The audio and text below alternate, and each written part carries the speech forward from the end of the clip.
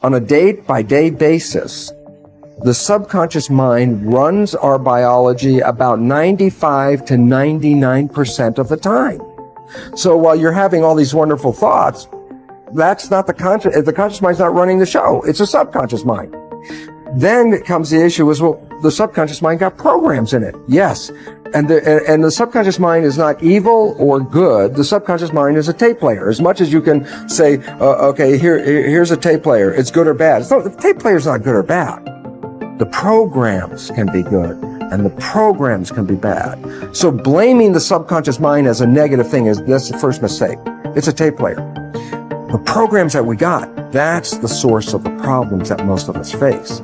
And these programs could limit our abilities and take away our powers, which essentially they do. The subconscious mind is a database of stored programs, primarily derived from the programming a child receives from the last trimester of pregnancy through the first 6 years of life. These are stimulus, response programs, that is habits. There is no thinking in these subconscious behaviors. It's more like push the button, play the program. Unfortunately, the downloaded programs comprising the subconscious database are derived from recording the behavior of others, parents, siblings, and community. And psychology reveals up to 70 of these learned behaviors are disempowering, self-sabotaging, and limiting. The two minds are the conscious and the subconscious. The conscious mind contains wishes and desires and operates about 5 of the time. That means that 95% of our lives are from the programs, which have been downloaded into the subconscious mind. Most of these programs are negative, disempowering, and self-sabotaging.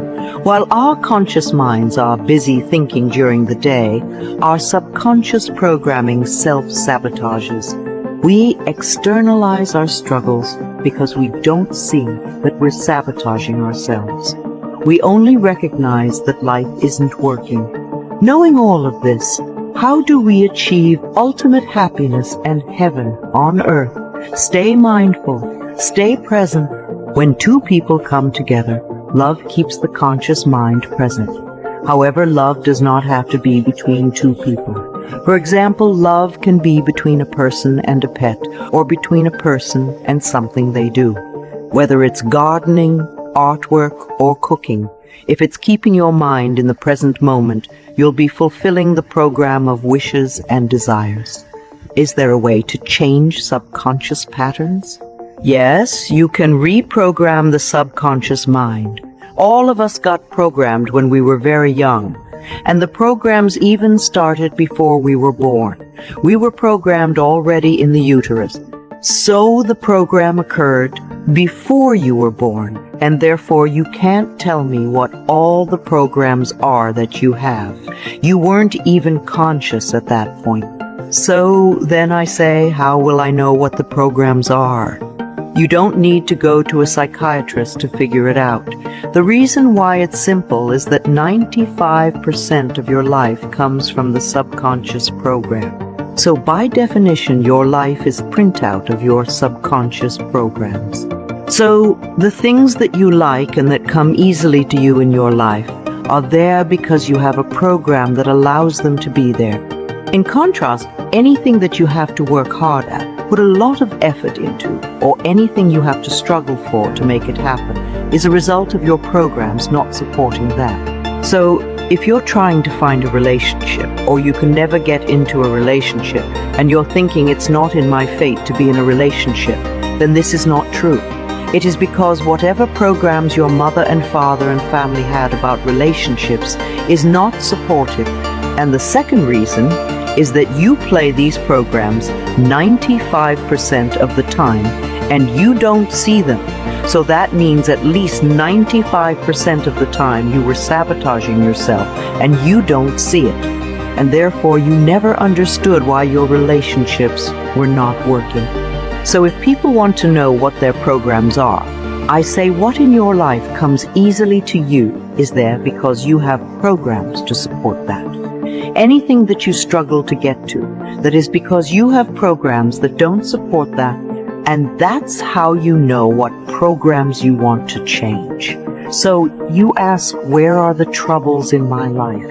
If they exist in relationship, for example, you know you have to change your beliefs about relationship, and then you can work on yourself. So first, it is about recognizing that the patterns come from programming and that you can change them. Now, there is always that belief that you can talk to your subconscious mind. And people try that, and then they find themselves playing their programs again, and they get mad at themselves, and they get frustrated because they think, I keep talking to myself, and it is not changing.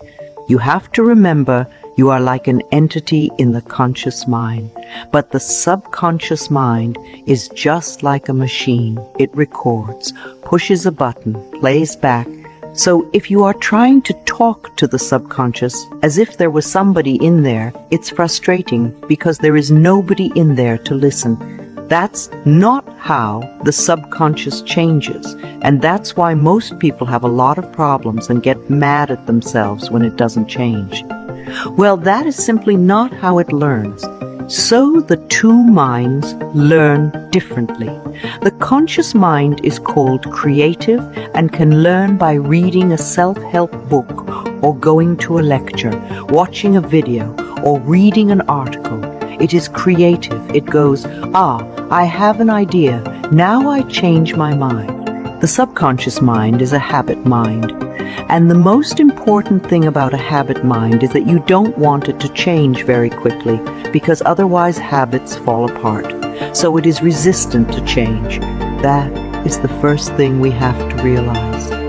It is not as easy to change like the creative mind. So how do I change my subconscious mind?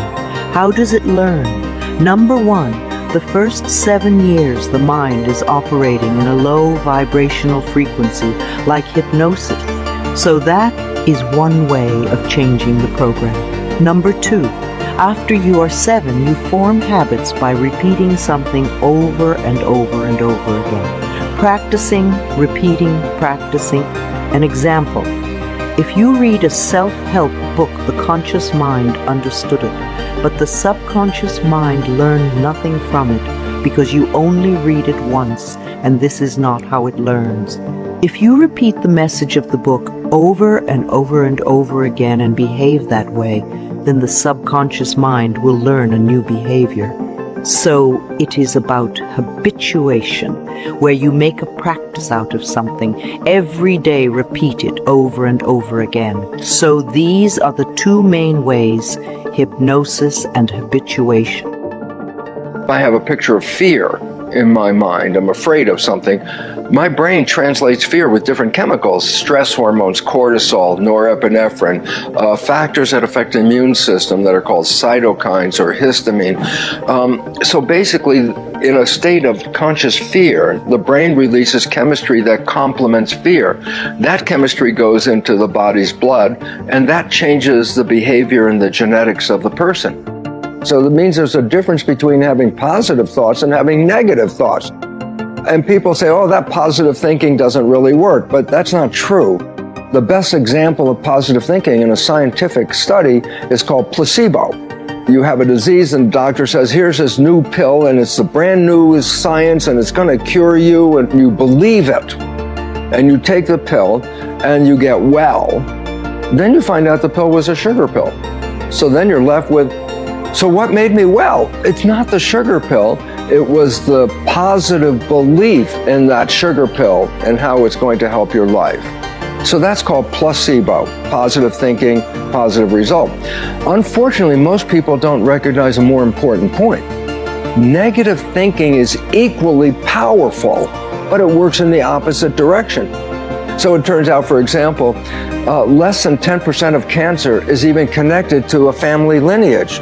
90% of cancer just comes out of the blue, so to speak. But the reality is no, it's a result of stress and negative thinking. So it's an important point. Positive thinking, negative thinking, equally powerful because that's the level of consciousness that is translated into the chemistry that controls your genetics. I just want to add a very important point to this. Quantum physics is the most valid science on this planet. There is no science that has been tested more and verified more. I go, so what's the relevance? Because the primary principle in quantum physics is consciousness is creating our life experiences. And well, when you add epigenetics to that physics, now we understand the mechanism of how consciousness is controlling our biology. So biology and physics are coming together to reveal that we are very powerful creators of our lives.